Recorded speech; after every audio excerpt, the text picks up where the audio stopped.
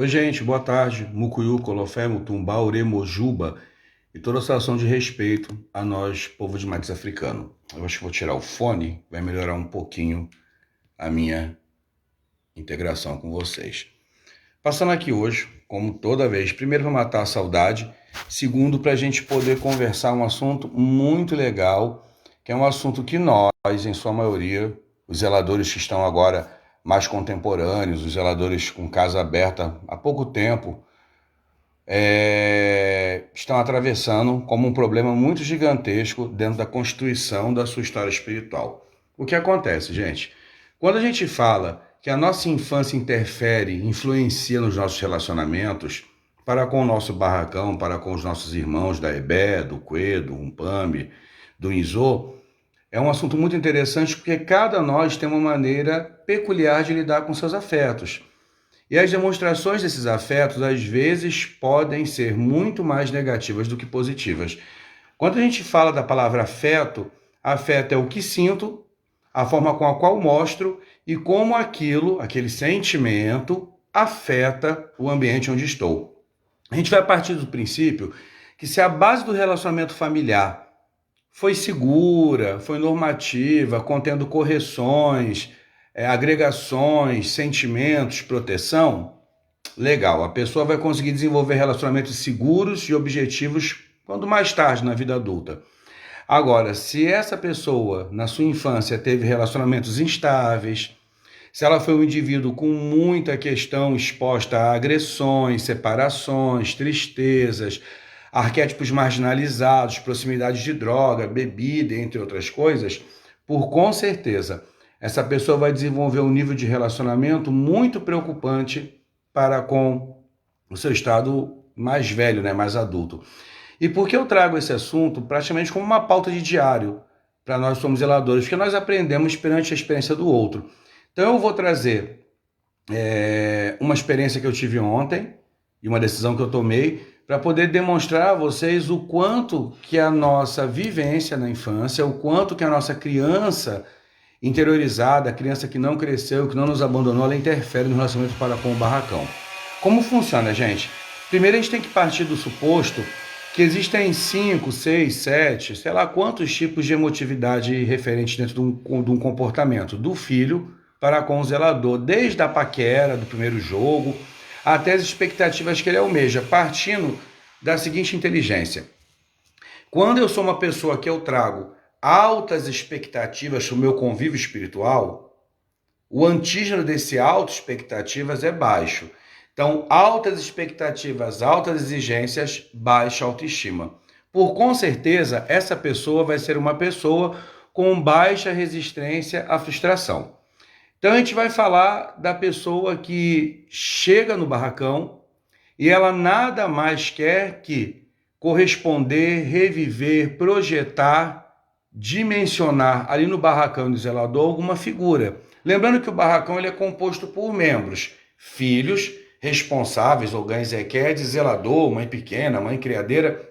Então a gente tem dentro do barracão a famosa tríade, né? A tão famosa tríade, pai, filho e mãe.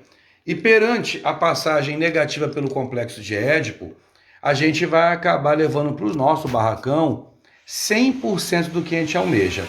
Então a gente vai falar de alguns tipos de filho que chegam na nossa roça, depois eu conto a minha experiência, vai ficar como diário para vocês. A gente vai começar falando do filho dominador, né? Ou do controlador. Aquele que chega no barracão, que exige que todo barracão funcione de acordo com a sua história de entendimento, com o seu funcionamento. Por quê? Porque ele exige que tudo esteja sendo feito da sua forma. Afinal, esse filho precisa estar no controle, seja dos erros ou dos acertos, né?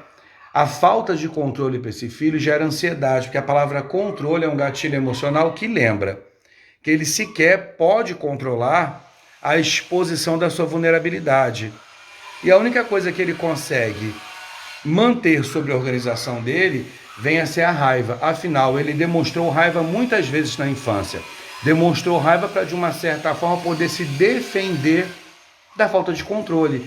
Quando eu falo falta de controle, são pessoas ou crianças que foram expostas ao descaso. Então, não precisam ser controladoras para poderem estar no controle total, desenvolver suas ideias, viverem seus sentimentos e, de certa forma, com grande facilidade, estando no controle, eles não vão ter a exposição da sua fragilidade, né? A gente vai falar também dos filhos que são vitimistas, aqueles que cresceram com a sua baixa autoestima instituída, aqueles que precisam de um controlador ou de um mediador ou fantasiosamente de alguém que vai realizar os seus sonhos. Por consequência, esses filhos vieram de famílias com mais agressão, com um estilo de vida muito impecável, onde as pessoas eram individualistas, não prestavam atenção nele. Então a criança emocional cresce ferida, ela vai trazer isso para o barracão, sempre com palavra vítima, né? Sempre vai ser um vitimista das ocasiões, vítima da sociedade. Eu venho falando muito disso, né? A gente também tem aquele filho que a gente chama de evitador.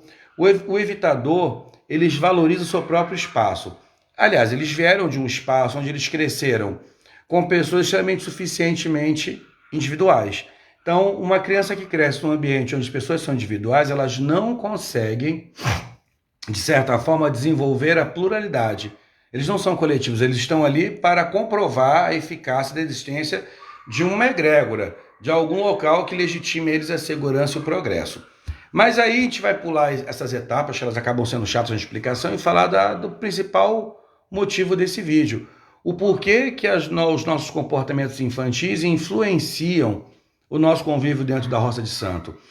Torna-se saturado, torna-se excessivo e demasiado quando uma pessoa precisa 24 horas por dia marcar o tão famoso encontro com o zelador. Ai, meu pai, eu preciso dar um pulo aí na roça, tem que conversar com o senhor. Ah, eu tô com uma coisinha aqui pensando. Ah, eu tô com um problema. Ah, eu tô com uma coisa que sequer a pessoa consegue ter a mínima intenção de entendimento. De uma certa forma, quando a gente traz essa pessoa para dentro de um contexto de contextualização, quando por inúmeras vezes eu visito o local do desconforto, lembrando que Freud já falava que o prazer é o inverso do desconforto. Para que eu não visite o desprazer, eu busco só prazer. São pessoas que minimamente estão no fator da sua responsabilidade emocional efetiva, efetuada. Então eles precisam praticar a entrevista, estar na frente de alguém e ali descrever os seus descontentamentos. Quando eu digo, olha meu pai, ontem no trabalho meu patrão me olhou feio, eu acabei de dar ao meu zelador aquele afeto, porque eu não almejo que aquilo me afete. E automaticamente eu quero que o meu zelador seja afetado com aquilo e que esse afetar dessa imagem faça com que o meu zelador tome atitudes que seriam minhas. Na verdade, eu não pretendo sair da zona de conforto. E isso é com todo na vida. Quando a gente vem de lar disfuncional, a gente cresce disfuncional. A gente sempre vai querer, como eu sempre brinco das parábolas que eu já ouvi, das palestras filosóficas que eu já ouvi, a vida é como uma viagem de carro. A gente quer sentar atrás, colocar o descanso de pescoço, colocar o tampa-olhos, Coca-Cola na mão, pipoca na outra, e eu quero comer, me alimentar, descansar e relaxar, e minimamente quero me preocupar como eu vou chegar onde eu espero. Eu não quero estar à frente do carro, dirigindo, preocupado, passando marchas, tomando atitudes, tendo escolhas, olhando encruzilhadas, esquerdas ou direitas. Na grande verdade, quando a gente tem essa capacidade de entregar a responsabilidade emocional para o outro, sequer somos responsáveis por nós mesmos. E se eu não sou responsável por mim, eu não consigo praticar a tão famosa individualidade. Portanto, hoje em dia, a gente vê inúmeros filhos trocando de barracão, trocando de zelador, toma ebó com um, consulta outro, acha que o outro tem que compor. Você vê que é uma construção, né? Mas quando a gente fala do campo da construção, a gente fala que o solo primordial é o nosso corpo, são os nossos afetos.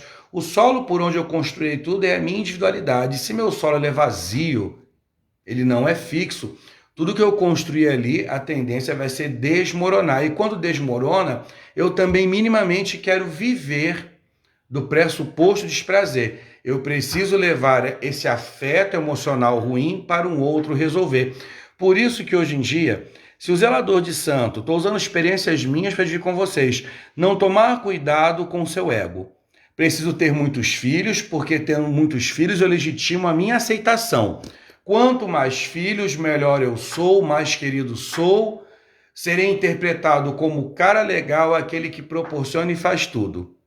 Se eu tiver menos filhos, eu sou uma pessoa menos aceita, menos amada, menos ouvida. E já é do comum acordo nos relacionamentos narcísicos que eu dê ao meu filho tudo que eu imagino que seja bom e que eu priorize que ele não sofra as dores que sofri. Mas se eu sou uma pessoa que veio com dores de desconstrução, com dores de inacessibilidade, se eu venho com dores de esperas não respondidas, eu também vou dar ao meu filho fatias de intolerância. O muito importante é entender que na vida espiritual, o espírito, ele é essência. O nosso corpo, ele é feito de soma, psique e logos, né? Então é corpo, mente, sentimento, psiquismo e espiritualidade.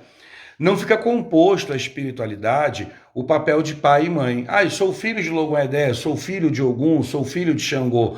Nós somos filhos por uma simetria de culto e por uma simetria de adoração, não responsabilizando esses senhores chamados deuses da responsabilidade do nosso corpo, nem da nossa alma, nem do nosso espírito.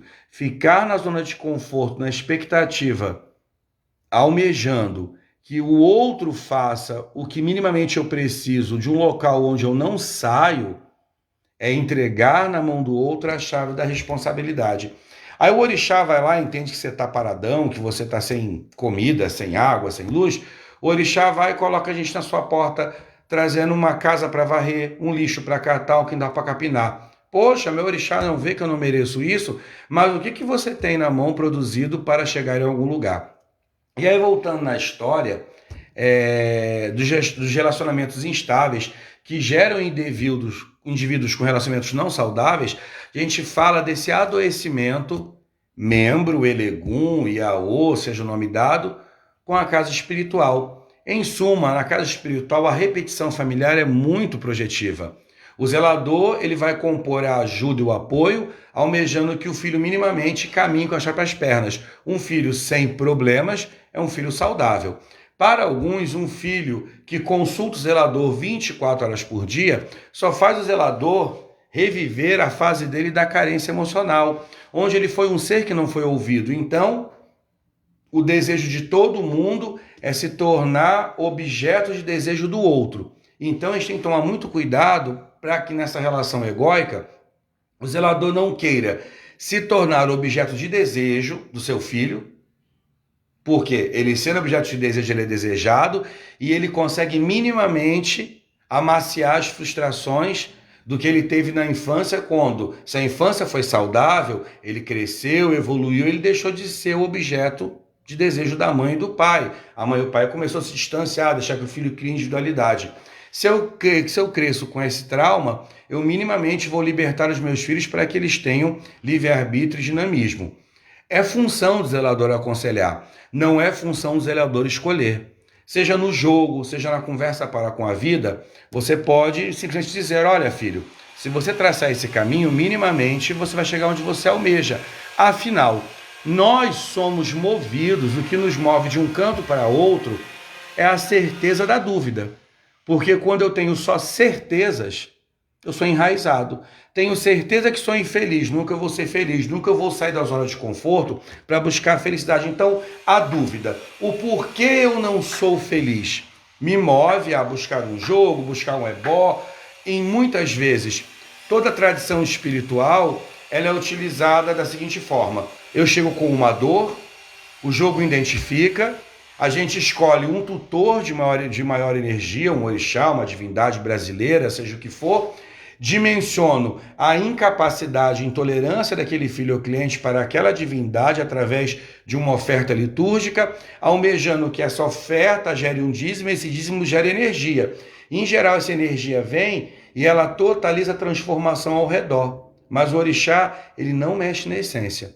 O livre-arbítrio do ser humano é dado ao ori. E orixá não muda o ori. Zelador não muda o ori. O que muda o ori da gente é minimamente a gente vislumbrar. Isso é uma lapiseira. Posso rabiscar, posso desenhar, posso passar o dia fazendo desenho sem forma, ou posso usar essa lapiseira para fazer um curso e aprender algo e desse curso construir uma nova história. São passos dados à frente, minimamente, onde eu posso até mesmo ter dúvidas de como eu faço para chegar ali na frente, mas eu não posso ter dúvidas de onde eu quero chegar. Porque, minimamente, se eu tenho dúvida de onde eu vou chegar, eu tenho a certeza de um espaço ali na frente, vazio e sem história nenhuma. Então, quando eu falava dessa minha história com essa pessoa que me procurou, o que me deixou muito interessante, que eu fui linkando, né? A pessoa me falou, nossa, mas se você, que é o médico, né? A pessoa que vai curar o meu mal, minimamente está colocando fé, se eu tomar um ebó, que eu vou me transformar, quem vai me ajudar? Porque, na grande verdade, a gente tem que ser gerador de pensamento e às vezes até de desconforto. Quando a gente fala da palavra ebó, limpeza, transformação, é como se o zelador fosse um mecânico. Ele vai pegar um carro que foi batido, com o motor fundido, ele vai tentar consertar aquele motor, restaurar aquele motor, lixar, restaurar aquela pintura e entregar o carro novo, consertado na mão da pessoa. O que a pessoa vai fazer com o carro dali para frente é de vínculo da pessoa.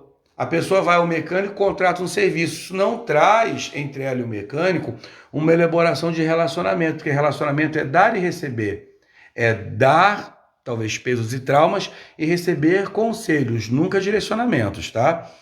E daí a pessoa se indignou quando eu disse, olha, você está buscando no candomblé cura das suas dores, fim das suas infelicidades, prosperidade construída do dia para a noite, bem como uma esperança de um terreno onde nenhuma semente foi plantada. Então, claro, talvez um ebó, um obi, um banho de ervas, vai ajudar essa pessoa a se espelhar e buscar o a mais.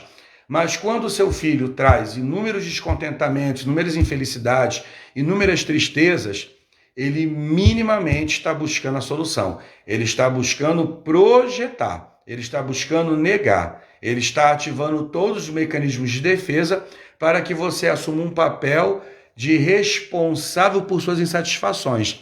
É um assunto chato, é um assunto que não chama atenção, mas o assunto tem que ser falado. Hoje, o novato, o noviço, ele chega na casa e fala, sou importante para a constituição da fama do meu zelador.